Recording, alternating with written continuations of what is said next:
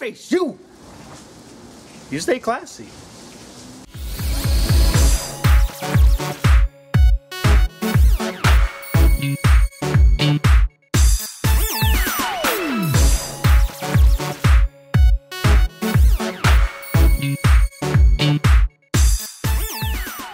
Hey guys, it's the Black Critic Guy, and today I'm here to review the movie Anchorman 2, The Legend Continues. So Anchorman 2, The Legend Continues follows, of course, Ron Burgundy as he's living it up in New York City with a great job and a fine-ass wife until he gets fired from that job and his wife actually gets promoted. And of course, in typical Ron Burgundy style, he tells his wife it's either the job or him. Guess which one she picked. So a few months go by, he has like hit rock bottom, but he's given an opportunity of a lifetime to join this 24-hour news station called GNN. And of course he's like, I'll take the job. And so he goes and rallies up his news team so that they could hit the big time. Now I'm not gonna lie, I was really excited and looking forward to Anchorman 2. I mean, not only is it Will Ferrell's first ever sequel, but it's a sequel to the first Anchorman, which is one of my favorite comedies of all time and probably Will Ferrell's best comedy. I mean, the jokes are solid, the characters are funny and memorable, and they just had a really good story. So how does the sequel hold up? In a nutshell, it's pretty hilarious, I'm not gonna lie. I laughed out loud so many times in this movie, guys. Yes, it's not as good as the original. I mean, nothing's gonna top the original. But for what it was, I laughed my ass off and I had a really good time watching it. First off, the jokes in the movie, although a bit sophomore, did make me laugh my ass off a couple of times in the movie.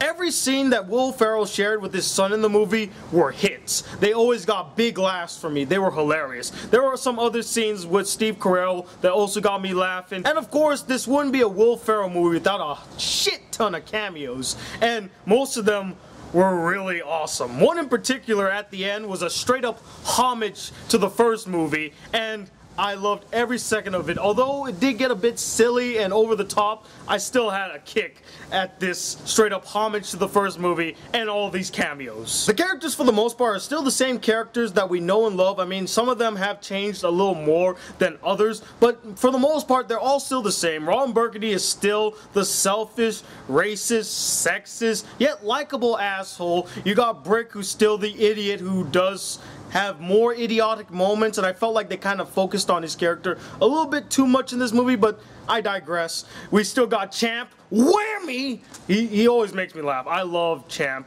And I forgot Paul Rudd's character's name. I can't believe it. But he's still the same guy as well. One of the things that really surprised me in this movie is that they actually kept Christina Applegate's character in the movie. What I thought was that they were going to bring in Megan Good's character and she would be the new love interest and we're going to forget about Christina Applegate. But no, Christina Applegate is in the entire movie. They did not forget about her.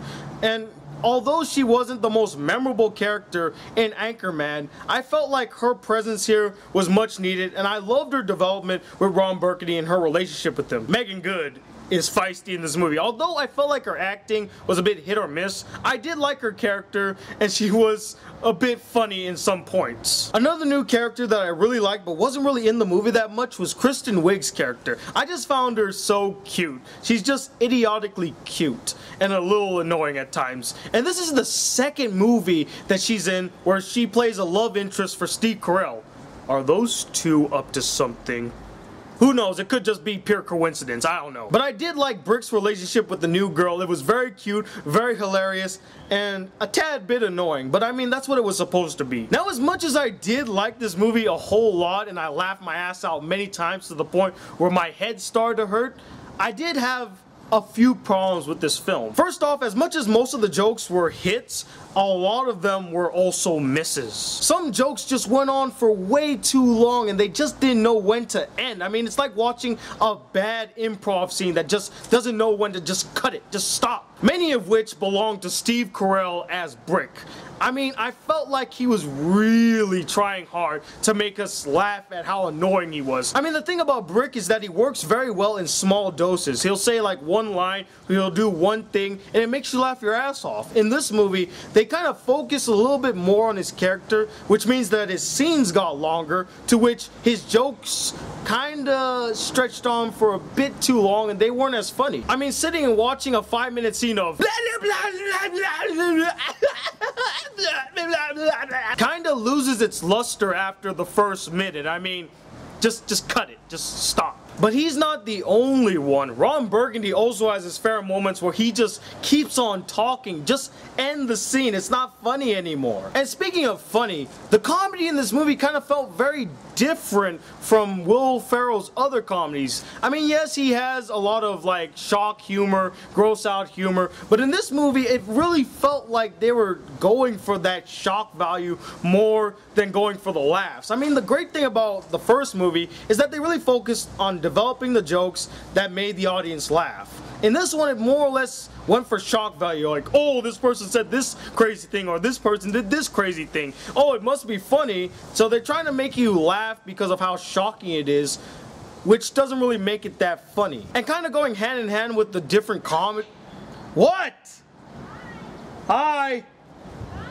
Bye. I'll see you later.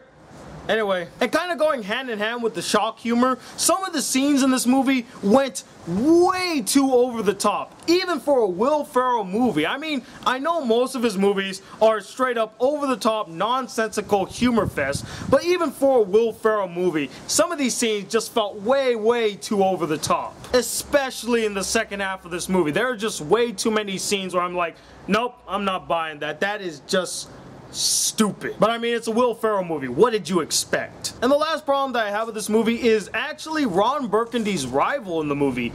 He wasn't memorable. I mean, James Marsden, he's a good actor. I like him. He's a great Cyclops and all. But I don't think he was given enough material or even any good material to work off on, because his character isn't as memorable as Vince Vaughn's character in the first Anchorman. I mean, Vince Vaughn's character in the first Anchorman, you could tell that these two, they hated each other. They were going at each other's throats. He was memorable. In this one, not so much. He's kind of in the background and you forget about Jack Lame. I mean, the movie could have used a more memorable rival, just saying. But besides all the problems that I have with the movie, I asked myself 3 questions. 1, did I laugh my ass off a lot in this movie? Yes. Did I enjoy most of the characters and situations?